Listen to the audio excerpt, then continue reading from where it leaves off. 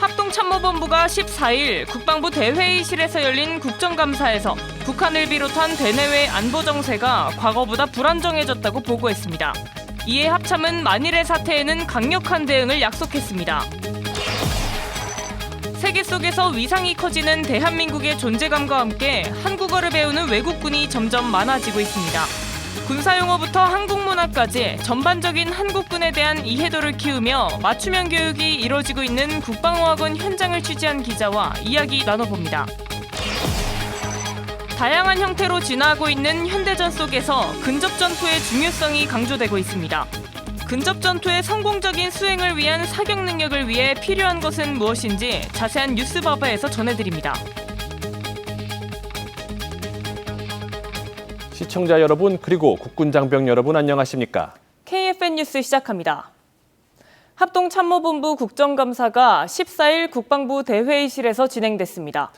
합참은 북한이 친북 국가연대를 강화하는 등 대내외 안보 불안정성이 커지고 있음을 직시하고 만일의 사태에는 강력한 대응을 약속했습니다. 송민아 기자입니다. 합동참모본부는 올해 국정감사에서 북한을 비롯한 대내외 안보 정세가 과거보다 불안정해졌다는 점을 가장 먼저 보고했습니다. 그러면서 미중 경쟁이 가속화하는 가운데 대남 무시 기조와 북중로 협력이 강화되는 점은 예의주시하고 있다고 밝혔습니다. 적대적 두 국가관계 선언 이후 대남 무시 기조 유지하에 대남 주도권 확보를 위해 다양한 전술적 회색 도발을 할 것으로 예상됩니다. 대외적으로는 러시아와 전방위 협력을 확대하고 친북 국가연대를 통해 국제적 고립 탈피를 시도할 것입니다. 진영승 합참의장은 국회 국방위원들에게 신뢰받는 군, 싸워 이길 수 있는 강한 군, 미래를 준비하는 군을 육성하겠다고 밝혔습니다. 특히 우리 군의 정체성을 명확히 인식해 불법 비상계엄 재발 방지를 위한 대책을 마련하겠다고 강조했습니다.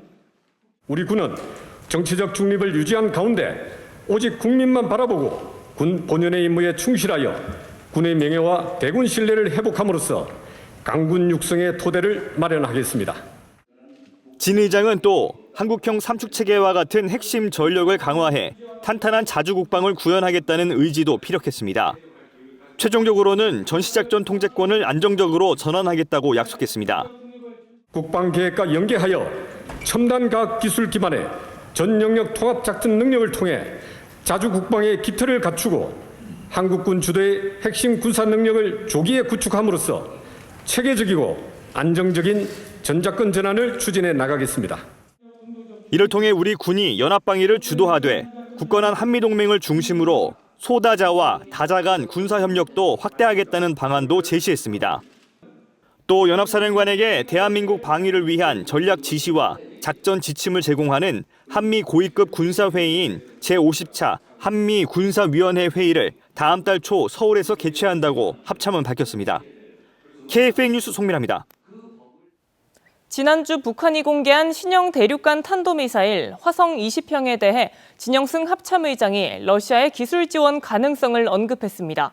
진 의장은 앞서 연기했던 을지 자유의 방패 UFS 연습은 연말까지 실시하겠다고 밝혔고 한미동맹은 굳건하다는 입장도 강조했습니다. 박인배 기자의 보도입니다. 진영승 합참의장은 북한이 열병식에서 공개한 신형 대륙간 탄도미사일 화성 20형 개발 과정에 러시아의 기술 지원 가능성이 충분하다고 밝혔습니다. 열병식에서 함께 공개된 극초음속 단거리 탄도미사일 화성 11마에 대해선 우리 군은 요격 능력이 있다고 말했습니다. 기술적인 부분에 대해서는 좀 여지는 있습니다. 그럼에도 불구하고 군은 거기에 대한 대응 체계에 대해서 면밀하게 준비를 하겠습니다. 진 의장은 민간 위성을 군 정찰에 활용하는 방안과 관련해 그 중요성을 강조하기도 했습니다. 지난 8월 미뤘던 을지 자유의 방패 UFS 연습의 일부 훈련에 대한 계획도 나왔습니다. 연기된 훈련 20여 건 중 5건만 실시됐다는 지적에 진 의장은 부대 상황 등에 따라 조정된 거라며 연말까지 실시하겠다는 입장을 밝혔습니다. 한반도 안보 환경에 대한 질의도 나왔습니다. 북중로 결속 강화 등 엄중한 안보 상황과 관련해 진 의장은 한미 동맹 지속성을 재차 강조했습니다. 한미 동맹은 굳건하다고 생각을 합니다. 그리고 그 굳건한 것은 앞으로도 우리가 긴밀하게 협조해서 그런 관계가 유지될 수 있도록 노력할 겁니다. 진 의장은 전시작전 통제권에 관한 질문엔 필요하다는 입장을 분명히 했습니다. KFN 뉴스 박인배입니다. 전장 환경이 급격히 변화하면서 우리 군의 의료 체계도 빠르게 진화하고 있는데요. 국군 의무사령부가 첨단 기술을 활용한 군 의료 체계 발전 방향을 논의하는 공론장을 마련했습니다. 이태검 기자입니다. 우리 모두의 헌신과 열정 그리고 시대 정신은 지금까지 국군 의료 발전을 이끌어왔으며 오늘 세미나는 그 도약점을 다시 확인하는 특별한 자리라고 생각합니다. 우리 국민과 국군 장병의 건강을 위해 매진해온 의무병과 장병 250여 명이 한자리에 모였습니다. 이번 세미나는 인공지능과 확장현실 등 첨단 기술을 활용한 미래 군 의료와 의무 무기 체계 발전 방향을 주제로 열렸습니다. 주제별 발표에서 미래혁신연구센터는 의무 무기 체계 발전 방향에 대해, 서강대학교 메타버스 전문대학원에서는 인공지능과 확장현실을 활용한 의료 분야 재현을, 국군 의무사령부는 미래 군 의료 발전 추진 경과를 소개했습니다. 다양한 첨단 의료 장비를 직접 체험하는 공간도 마련됐습니다. 참가자들은 인공지능과 확장현실 등 첨단 기술을 활용한 장비들을 체험하며 세미나에 대한 이해도를 높였습니다. 이번 세미나는 미래 군 의료의 정사진을 그리고 혁신의 미끄럼을 만드는 자리입니다. 미래지향적 정책과 첨단 기술 도입을 통해 국민의 신뢰를 받고 미래를 선도하는 의무병과의 비전 설계에 도움이 될 것으로 기대됩니다. 급변하는 의료 환경에 대응하기 위해 2004년부터 세미나를 이어온 국군 의무사령부는 앞으로도 국민과 군이 신뢰하는 의무병과를 만들기 위해 노력할 예정입니다. KFN 뉴스 이태검입니다. 어제 보도를 통해 국방어학원에서 한국군이 배우는 외국어 과정에 대해 소개했는데요. 세계 속에서 커지는 대한민국의 존재감과 함께 한국어를 배우는 외국군도 점점 많아지고 있습니다. 국방어학원의 한국어 교육 현장에 백재훈 기자가 다녀왔습니다. 전 세계적으로 K컬처가 크게 이슈가 되고 있습니다. 그런데 이 K컬처, 즉 문화뿐만이 아니라 방산적인 측면에서도 그 위상이 점점 높아지고 있는데요. 이에 연장선으로 전 세계의 많은 군 간부들이 이곳 국방어학원에서 한국어 교육에 매진하고 있습니다. 국방어학원에서는 내년 사관학교 입학 예정인 생도들부터 지휘참모대학과 석사과정을 앞둔 장교들까지 23개 국가에서 67명의 외국군 교육생이 한국어를 배우고 있습니다. 6월부터 국방어학원에 입교해서 열심히 한국어 공부 중입니다. 내년에는 군무사관학교에 다른 한국인 생도들만큼 한국어를 잘할 수 있는 멋진 1학년 생도로 입교하고 싶습니다. 한국어 교육은 교육생들이 본 과정에 입교가 가능한 한국어 능력을 구비하는 것을 그 중점으로 두고 있습니다. 군사용어부터 한국문화까지 전반적인 한국군에 대한 이해도를 키우고 있으며 교육생 맞춤형 교육도 함께하고 있습니다. 국방어학원 한국어 과정의 교육 중점은 각 국가에서 선발된 외국군들이 군사교육기관에서의 본 과정 교육이 가능하도록 한국어 능력을 배양하는 것입니다.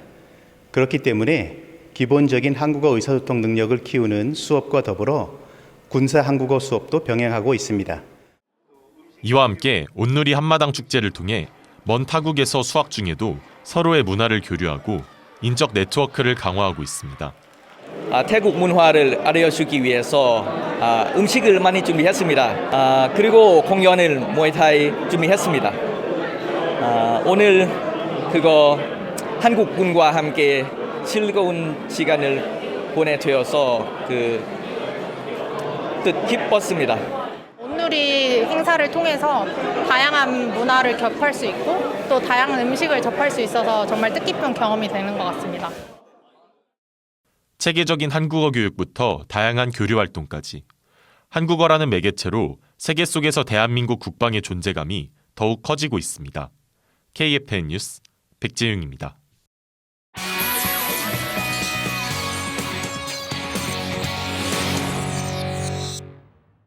방금 보도한 합동군사대학교 국방어학원 교육과정에 대해 자세한 내용 취재 기자와 함께 알아보겠습니다.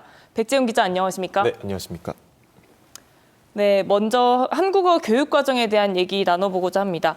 보도로 보니까 다양한 국가의 교육생들이 있는데 구체적으로 어떤 교육과정들이 있습니까? 네, 국방어학원의 이 한국어 교육과정은 크게 4가지로 구분되어 있습니다.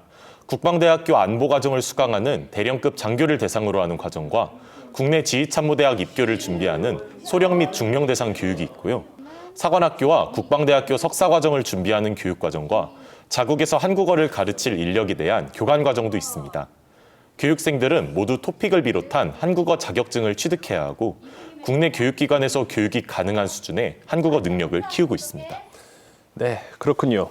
그렇다면 어제 보도한 외국어 과정에 대해서도 더 알아보고 싶은데요. 네, 이 외국어 과정은 영어와 제2외국어에서 향후 활용도를 고려해 장교와 부사관, 그리고 군무원까지 선발해 교육하고 있습니다. 제2외국어 과정은 일본어와 러시아어, 그리고 인디어를 비롯해 총 9개 언어 과정을 운영하고 있고요. 영어학처는 연합합동작전 전문가 양성을 위해 7개 과정을 운영하고 있습니다. 각군 본부 선발을 통해 기초과정과 기본과정, 고급과정을 개설하고 있고요. 합동화력관찰인 JFO와 연합실무과정을 비롯한 특수목적과정도 있습니다.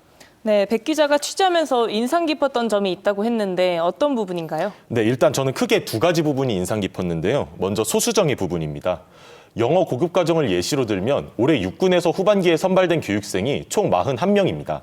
그런데 제가 방문한 강의실에는 교육생이 6명에 불과했는데요. 취재 결과 소수정예 수업으로 교육 효과성을 키우기 위해 5명에서 10명 정도로 수업을 운영하고 있다고 합니다. 같은 과정이 선발됐더라도 언어 능력 수준의 차이가 있을 수밖에 없는데 지속적으로 평가와 분반을 진행하며 교육생의 학업적 동기부여도 끌어올리고 있습니다. 두 번째는 말하기 위주의 교육을 진행한다는 것입니다. 사실 저희가 이 평소 중고등학교 수업을 들을 때를 생각해보면 말하기보다는 문법과 독해 위주 교육이 되게 많지 않습니까? 그래서 사실 외국인도 풀지 못하는 수능 영어풀이 이런 SNS 콘텐츠가 만들어지는 경우도 적지 않은데요. 국방어학원은 해당 언어를 사용하는 현지인들과 원활한 소통이 가능하도록 계속해서 해당국의 언어를 노출하고 말하기 빈도를 높이는 부분이 인상적이었습니다. 외국군 교육생의 경우에도 각자 수준을 고려한 개인 지도부터 말하기 교육에 이르기까지 실전적으로 한국어를 사용할 수 있는 환경이 조성돼 있었습니다. 사실 이러한 교육은 국비를 들여 진행하는 만큼 결국에는 교육을 바탕으로 향후 활용도가 중요한데요. 이렇게 실전 위주의 집중 교육을 거친 인원들이 향후 가깝게는 통역장교로, 멀리는 군사 전문가로 활용한다면 우리 군의 위상도 더욱 커지지 않을까 기대합니다.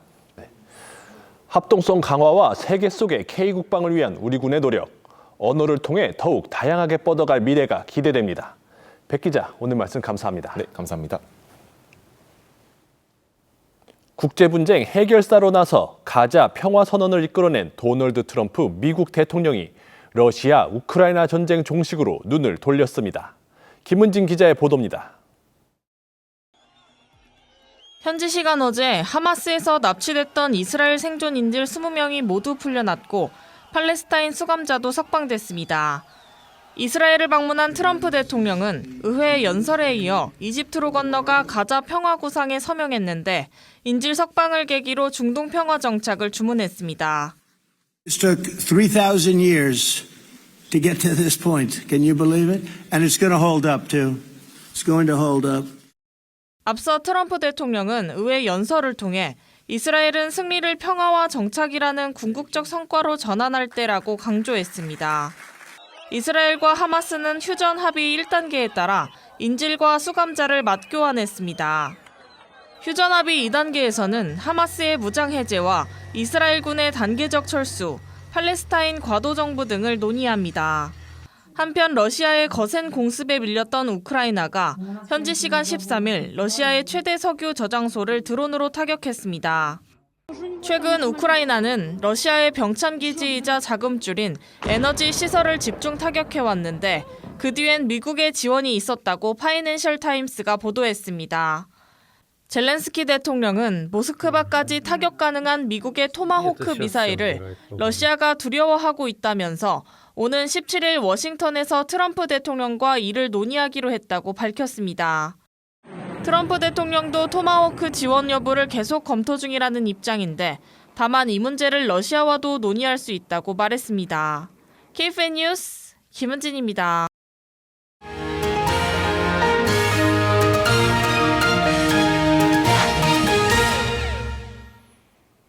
KFN-TV가 야심차게 선보이는 프로그램 이것이 전투다에는 최고의 기량을 가진 특수부대 출신 요원들이 참가합니다.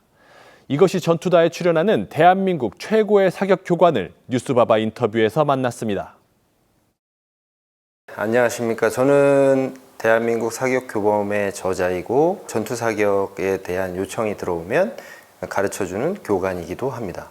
특수전 학교에 이제 교관으로 왔을 때도 2016년도에 세계 호주 전투사격대회에 저희가 처음으로 이제 참가를 하게 됩니다. 국제대회에 이제 첫 참가를 하게 되는 거죠. 온전히 저에게 맡겨주시면 메달을 만약 한 개라도 못 따오면 저는 전역하겠습니다. 라고 이야기를 해요. 그러고 나서 이제 제가 최선을 다해서 과학적으로, 그 다음에 체계적으로 이제 인원들을 훈련시켜서 첫 대회부터 금메달을 다 따왔죠. 2017년 또 제가 또 코치로 나가고 또 메달을 따오고 호주 사격대회를 제가 참모총장님하고 대화를 하고 또 가게 됩니다. 2019년도 제가 코치를 했고 제가 실제로 데리고 가서 은메달을 따게 했죠. 들어가는 대회는 무조건 제가 책임지고 메달을 따게 했던 그런 경험이 있습니다. 그러다 보니까 이제 지금까지 사격이라는 거에 정성을 다하는 습관이 생겼고 그걸 토대로 해서 사격이라는 걸 좀 더 과학적으로 풀어내야 되겠다. 이제 전역하면서 책도 쓰게 되고 계속해서 이제 이쪽으로 이제 아예 인생을 걸고 지금까지 걸어온 겁니다, 실제로. 이게 우선은 전술 사격과 전투 사격을 헷갈려 하시는 분들이 있거든요. 전투 사격은 모든 포괄적인 전쟁에서 있을 수 있는 사격이 다 전투 사격입니다. 기초 사격수를 가지고 충분히 숙달이 되고 그 다음에 이제 우리가 작전 지역과 유사하게 꾸며놓고 그거에 대응하기 위한 게 전술 사격이에요. 전술 사격은 도시 지역에서 일어나는 전술 사격, 그 다음에 산악에서 일어나는 전술 사격, 개활지에서 일어나는 전술 사격 완전히 다 따로 연습이 이루어지는 거예요. 카테고리를 나눠서 무작정 다 전술 사격을 하나로 엮어서 이것만 연습하면 돼 이게 아니라 환경에 맞춰서 수도 없이 많은 반복적인 훈련을 통해 하는 것들이 바로 전술 사격에 해당된다고 보시면 됩니다. CQB는 정확하게 표현하면 직설 화법으로 그러니까 직역을 하는 게 맞아요. 근접한 전투다, 근접해서 하는 전투다라고 이제 말하는 건데 실제로 교전이 바로 진행할 수 있는 거리는 다 근거리로 보는 거예요. 내가 지금 서 있는 자리에 작전 지역이 어떤 작전 지역이냐에 따라서 환경 요소를 빼놓고는 얘기할 수가 없어요. 실제로 계단이나 이런 부분들 혹은 뭐 오픈 에리아라고 하는 이제 unsecured 이제 플레이스라고 하는 확보되지 않은 장소, 미확인 장소들은 다 우리가 직접 다 확인하거나 그걸 경계하면서 가야 돼요. 그럴 때 이제 팀원들이 다 그쪽을 경계를 하도록 해서 넘어오는 거죠. 그 순서가 다 있어요. 전방을 건너가는 사람은 전방을 보고 후방 맨 나중에 라스트맨에 해당되는 맨 마지막 슈터는 뒤를 보고 이런 식의 어떤 방법이 있고 또 중간에 복도가 하나 있으면 이제 T자 형태로 뭔가 복도가 하나 있으면 그 복도를 어떻게 지나올 때 어떤 식으로 경계를 하면서 지나올 건지 계단이다 그러면 이제 또 아래로 향한 계단이냐 위로 향한 계단이냐에 따라서 아래를 봐줘야 되거나 위를 봐줘야 되는 사람이 건너가는 과정에서 지속적으로 그쪽만 보고 오는 사람이 있고 지속적으로 앞만 봐주는 사람이 있고 지속적으로 뒤를 봐주는 사람이 있고 이런 식으로 팀워크가 발휘되는 거예요. 그게 이제 전술에 해당이 되는 거죠. 어떤 프로그램입니까? 이것이 전투다라는 프로그램인데 사실 처음 해보는 컨텐츠인 거죠. 어떻게 보면 여태까지 이런 거는 없었다라는 느낌. 사격에 굉장히 집중을 했고 그 다음에 전술 기동과 관련된 전술 행동에 굉장히 치중이 많이 된 이런 게 없었잖아요. 사실 저는 처음이었습니다. 이게 굉장히 신선한 그 프로그램이라고 생각을 했고 사격에 대해서 중요성을 알리고자 한다? 저 그게 너무 마음에 들었어요. 솔직하게. 전체적으로 굉장히 좋았던 촬영이었습니다.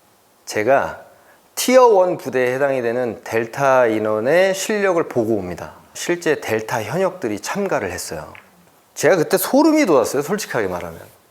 왜냐면 그동안 제가 알고 있던 이 정도면 돼 라고 사격 수준을 완벽하게 깨뜨렸거든요. 또 대화할 기회가 있어서 물어보니까 1년에 할당받는 탄이 개인당 25만 발입니다. 사격이라는 건 실제로 끝도 없이 올라갈 수 있는 레벨이 있어요. 실제로 우리 대한민국이 그러한 사격이 가장 중요하다는 걸 인식하고 그걸 바탕으로 대한민국이 전 세계에서 가장 전투력이 좋은 그런 나라로 거듭나기를 바라는 게 최종 목적입니다.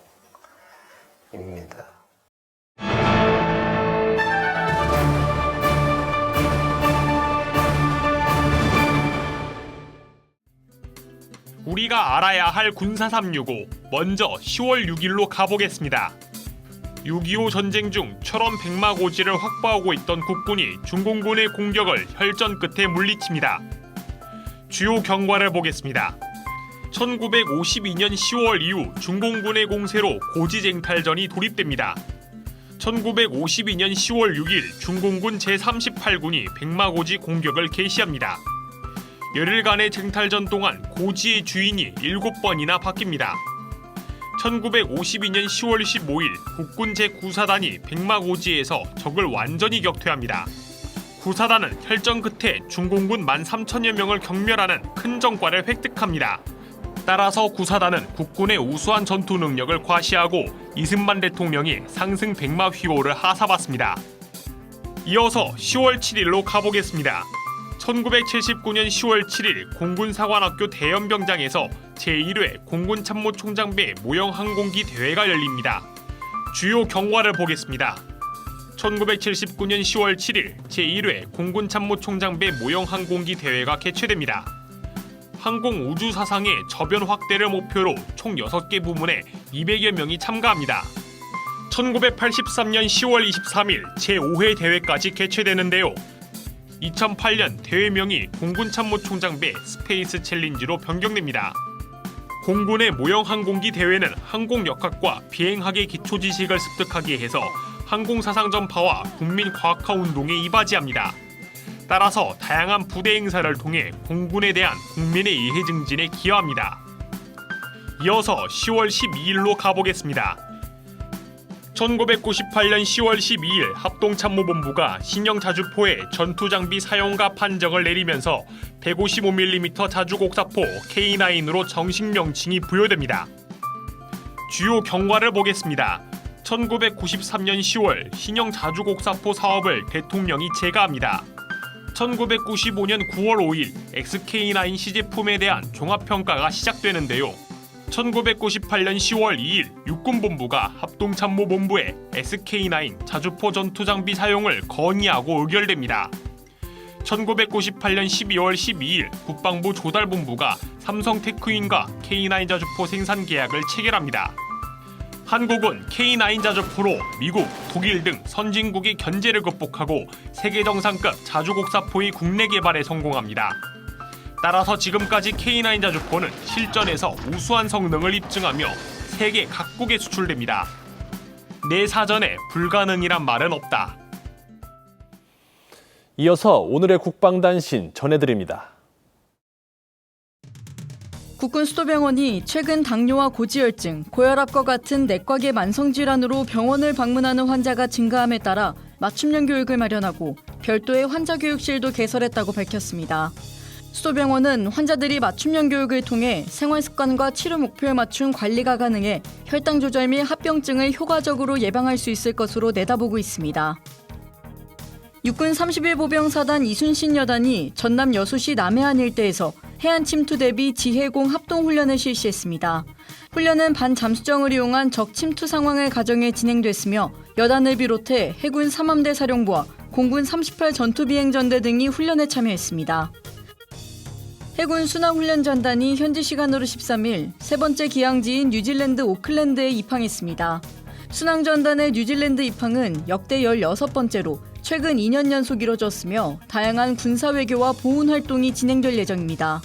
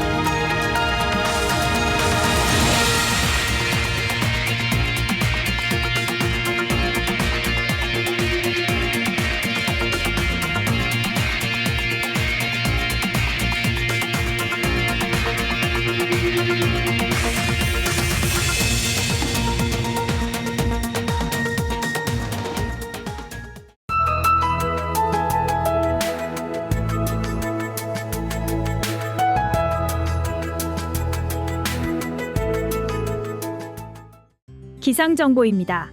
오전까지 이어지던 강수는 대부분 잦아들었지만 쌀쌀한 날씨가 이어지고 있는 상태입니다.